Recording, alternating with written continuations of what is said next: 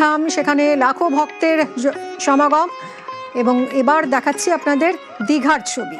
পূর্ব মেদিনীপুরের দীঘার জগন্নাথ মন্দির সেজে উঠেছে আজ, কারণ আজ উল্টো রথ।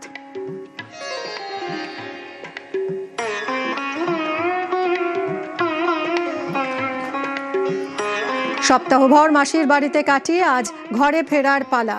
জগন্নাথ, বলরাম, সুভদ্রা তিন ভাই বোনকে নিয়ে আজ তিন রথ ফিরবে বাড়িতে। উল্টো রথে মাসির বাড়ি থেকে ঘরে ফিরবেন এই তিনজন। বাহুদা যাত্রা বলা হয় একে। প্রত্যাবর্তনের দর্শন, আত্মশুদ্ধির আহ্বান, শিকড়ে ফেরার প্রতীক এই বাহুদা দর্শন। রথে শ্রীমন্দির থেকে গুন্ডিচায় মাসির বাড়িতে জগন্নাথ দেব, বলরাম, সুভদ্রাকে নিয়ে আজ ফিরবে তিন রথ।